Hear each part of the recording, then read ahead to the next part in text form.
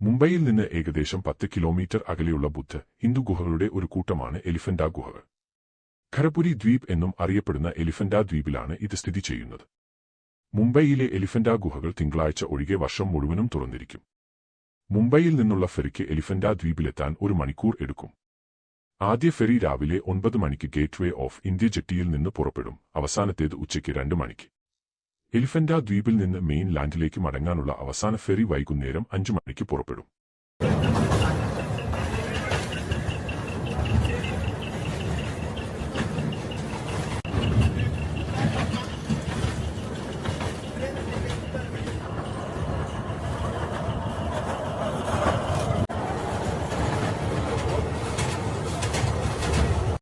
ഇവിടെ 7 ഗുഹകളുണ്ട്. ഇത് യുനെസ്കോയുടെ ലോക പൈതൃക സ്ഥലമായി പ്രഖ്യാപിക്കപ്പെട്ടിട്ടുണ്ട്. 7 ഗുഹകളിൽ 5 എണ്ണം ഹിന്ദു ദൈവമായ ശിവൻ സമർപ്പിച്ചിരിക്കുന്നു. മറ്റ് 2 ഗുഹകൾ ബുദ്ധമത ശൈലിയിലാണ് നിർമ്മിച്ചിരിക്കുന്നത്. ഗുഹകളിലെ മിക്ക കലാസൃഷ്ടികളും ലിഖിതങ്ങളും നശിച്ചിട്ടുണ്ടെങ്കിലും അതിന്റെ ചില ഭാഗങ്ങൾ പുനഃസ്ഥാപിച്ചു. ഗ്രേറ്റ് ഗുഹ എന്നും അറിയപ്പെടുന്ന 1-ാം ഗുഹ മറ്റുള്ളവയെ അപേക്ഷിച്ച് ഏറ്റവും മികച്ച അവസ്ഥയിലാണ്. എലിഫന്റ ഗുഹകളുടെ ചരിത്രം. ഖനങ്ങളുടെയും മറ്റു ഗുഹകളുമായുള്ള സാമ്യതകളുടെയും അടിസ്ഥാനത്തിൽ ചരിത്രകാരന്മാർ അവ CE 5-ാം നൂറ്റാണ്ടിനും CE 8-ാം നൂറ്റാണ്ടിനും ഇടയിൽ നിർമ്മിച്ചതാണെന്ന് കണക്കാക്കുന്നു. 1500കളിൽ ഇവിടെയെത്തിയ പോർച്ചുഗീസുകാർ ഒരു വലിയ ആനയുടെ പ്രതിമ കണ്ടപ്പോൾ അതിനെ എലിഫന്റ ദ്വീപ് എന്ന് നാമകരണം ചെയ്തു. ആ പ്രതിമ ഇന്ന് മുംബൈയിലെ ഭാവു ദാജി ലാഡ് മ്യൂസിയത്തിൽ സൂക്ഷിച്ചിരിക്കുന്നു.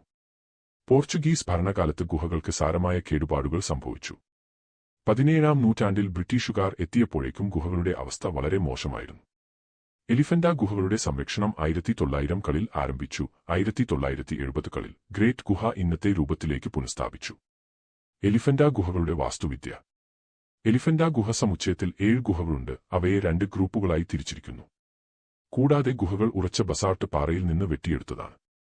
ആദ്യത്തെ ഗ്രൂപ്പിൽ 5 ഗുഹകളുണ്ട്. അവയിൽ ഹിന്ദു ശില്പങ്ങൾ കൊത്തിയെടുത്തിട്ടുണ്ട്. 1-ാം ഗുഹയാണ് ഏറ്റവും വിപുലമായത്. മനോഹരമായ കലാസൃഷ്ടികൾ ചുവരുകളെ മൂടിയിരിക്കുന്നു. ഗുഹയിൽ തൂണുകളോട് കൂടിയ മണ്ഡപവുമുണ്ട്. അതിൽ ഒരു ശിവലിംഗം സ്ഥിതി ചെയ്യുന്നു.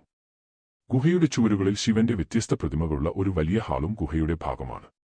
മറ്റ് 4 ഗുഹകൾ ചെറുതാണ്. അത്രയും വിശദമായവയല്ല. 2ാമത്തെ ഗ്രൂപ്പിൽ ബുദ്ധമത ശൈലിയിൽ നിർമ്മിച്ച 2 ഗുഹകളുണ്ട്. ഗുഹയിലെ പ്രധാന ആകർഷണങ്ങളിലൊന്നാണ് ത്രിമൂർത്തി.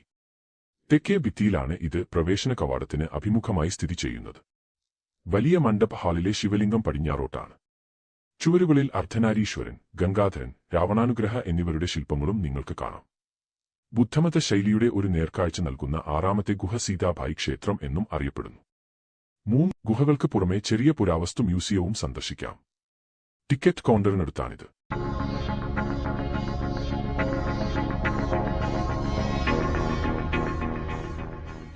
ആദ്യത്തെ ഗുഹകളുടെ കൂട്ടത്തിനടുത്തുള്ള ഒരു ഇടുങ്ങിയ പാത നിങ്ങളെ കാനൻ കുന്നിന്റെ മുകളിലേക്ക് കൊണ്ടുപോകുന്നു. അവിടെ നിങ്ങൾക്ക് 2 വലിയ പീരങ്കികൾ കാണാം. കൂടാതെ ചുറ്റുമുള്ള കടലിന്റെയും മുംബൈയുടെ ആകാശരേഖയുടെയും മനോഹരമായ കാഴ്ചകളും നിങ്ങൾക്ക് ലഭിക്കും.